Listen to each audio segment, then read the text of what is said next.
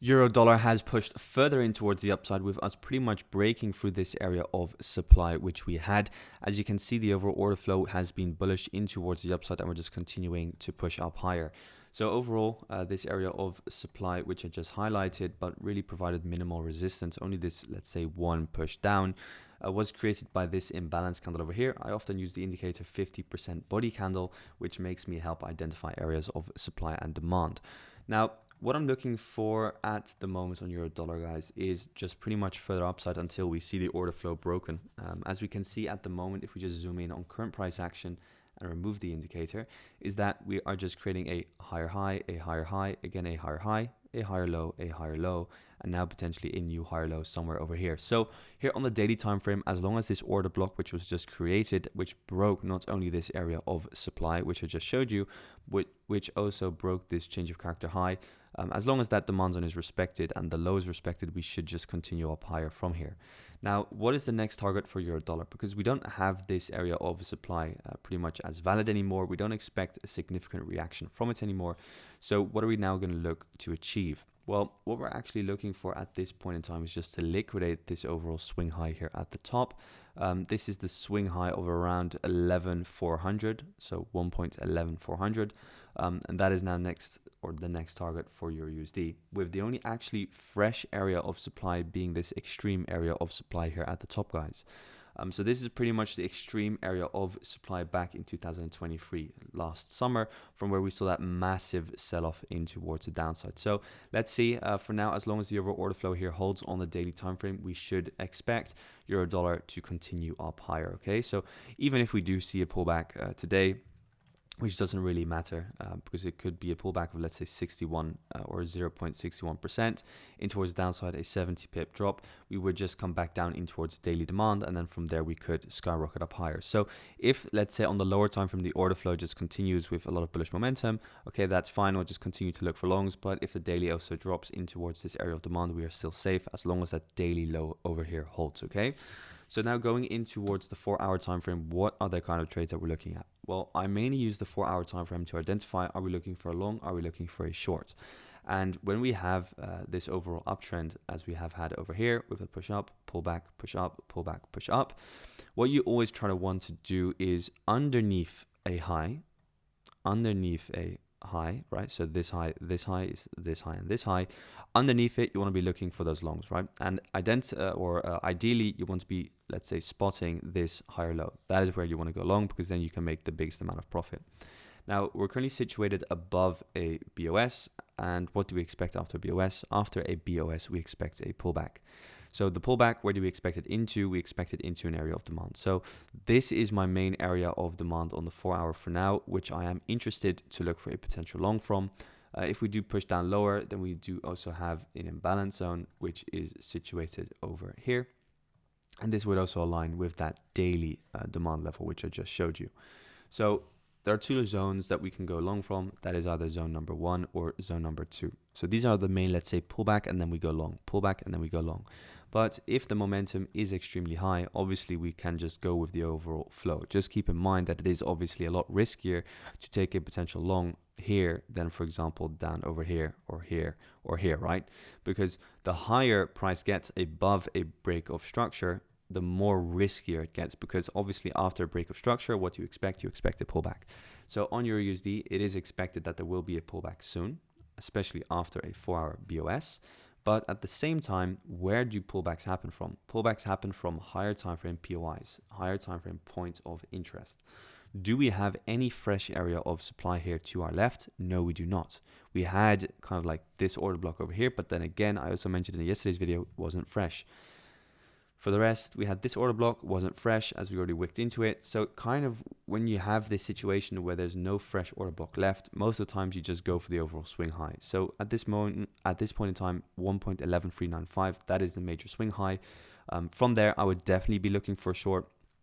For now, just mainly focus on what the overall order flow is doing and keep following that. Let's say we now this morning break this overall high and we push up and we see a nice 4-hour candle close. Then again, the order flow will be bullish. This will then be our area of demand. And then what I'll look for is again a long from here until we then break the 4-hour fractal low. So the 4-hour fractal low is then the low, which broke this high over here. And then what we can do is then we can look for a short. But for now, there's no, let's say, bearish fractal structure at all. The only way that we can get a nice bearish fractal structure is if we break this high first, and then this becomes a fractal low, and then we see change of character, and then we can look for a sell in towards the downside. Otherwise, just keep on looking for longs. Once we break this high, this becomes demand, and then we just continuously look for this until we then break the fractal low. Then we look for a short again. Okay, so that's kind of the game plan that I have for EURUSD. Now this morning here on the 15-minute time frame, what have we seen? So on the 15, what has happened is that we saw a 15-minute BOS, and then again, you can kind of see the upward movement. We had a demand zone over here to which we reacted. Now let's see what's going to happen this morning. We've liquidated this small range over here, and we've kind of pushed in towards some supply over here. So we could start pushing down lower. If the overall 15-minute, let's say, flips, and we start seeing a 50-minute internal break of structure and a 50-minute bearish trend. So what is the 50-minute bearish trend? That is a high, lower low, then again, break over here, and then we could look for, let's say, a short over here. That is kind of like not really in line with the 4-hour plan, but on the 15-minute time frame that could work. But just keep in mind, it is lower probability. The highest probability play for a short, guys, is if we see that 4-hour thing play out, which I just mentioned, where we get a fractal high break over here, this becomes a fractal low, and then we see the shift in line with the 15-minute, and then we look to sell in towards this demand zone or this demand zone, for example. Okay, so that's your USD. Now let's go into the dollar. So quite the analysis here on the dollar time frame. We've swept the low of this liquidity low, so there is potential now for a pullback in towards the upside. Yeah, definitely there is a potential for a pullback. This is kind of like your supply zone for now. This is the overall buy before the sell-off. So from this liquidity low, we could start seeing a pullback. Just keep that in mind. It is getting riskier for the dollar to keep on selling off. At some point in time, obviously, we do expect a pullback to start commencing. So keep that in mind, that a dollar pullback is definitely possible in the short term. On the weekly time frame as well, we are kind of acting here now at an area of support. I don't trade support and resistance, but obviously when you do have a range like this where we're stuck just moving sideways, then you can trade, let's say, the lower bound of the overall range, and trade it at least back up in towards the middle, which is back in towards, let's say, 103.600, 103.500. Now going onwards in towards Aussie dollar, what are we seeing there? So Aussie dollar pushed up higher. We've reached, or we are inside, obviously, that area of supply, which we have been mentioning for quite some time now. Yeah, I mean, as long as the overall order flow has been respected, we can see we've done pretty well and continued up higher. Now this is your swing high, this is your swing low, so obviously we're now inside premium in the fact that this is, let's say, 0.88 fib, right? So obviously from here you would be wanting to look for a potential short. So go in towards the 4-hour time frame. What are we seeing? We're inside an area of supply, which is also inside that daily area of supply. So this is a nice supply zone. This is supply zone number 1 from where I want to be looking for a short. So supply zone number 1, supply zone number 2 is just a little bit higher, together with this liquidity high over here. So there are two options. Either we're going to start looking for a short from here, or we just want to see it push slightly higher, liquidate that liquidity high over here, or move in towards that supply zone number 2. So they're actually kind of free options.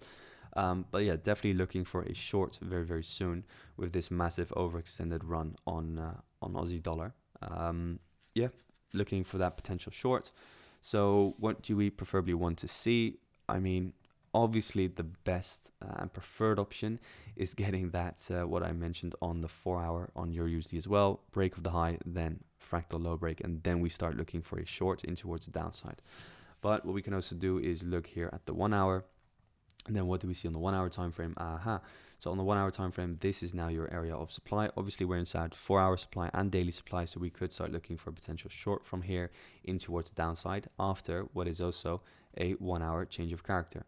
So we've got a double break on GU or on AU here on the 1-hour. So low break. This is obviously supply, so we should push down lower if you look at it from a 1-hour perspective. Just keep in mind 4-hour, obviously, it is a little bit risky, but it is looking good there on the 1-hour time frame. Then go in towards the 15-minute time frame, and if you want some additional confirmation, guys, then I would advise, okay, then wait for this low break. Then we get the pullback, and then just take a sell, for example, on this low break in towards the downside. That is then the potential setup that I would see happening. So that's Aussie dollar. Yeah, if you want high probability shorts, then wait for that 4-hour change of character. If you are a little bit more on the risk averse side, and you like what the dollar index is doing, and you like that we're in daily supply and in 4-hour supply, then already look for those shorts. Going in towards GBPUSD, what are we seeing there? So GBPUSD obviously pushed up higher.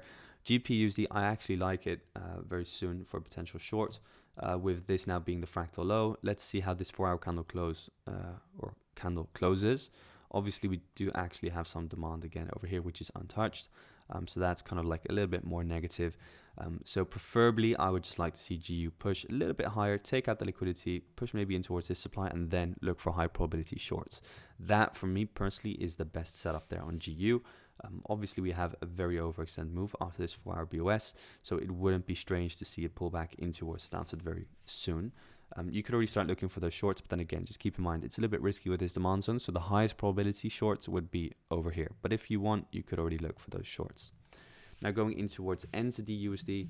So NZDUSD here on the daily and the 4-hour, I'm personally just looking for a little bit higher prices. I want to see this high get liquidated and a push up.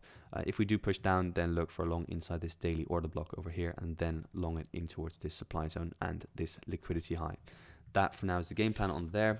Then last of all, gold. So gold has obviously, if we just focus only on the 4-hour time frame, seen a break of structure over here. Looking for a sell-off in towards the downside. We've built liquidity underneath this low and this low. So I'm looking for a sell in towards this demand zone again. So that for me is the main kind of like, priority here on gold. So keeping my eyes open for that. At the moment, we're reacting to this over here.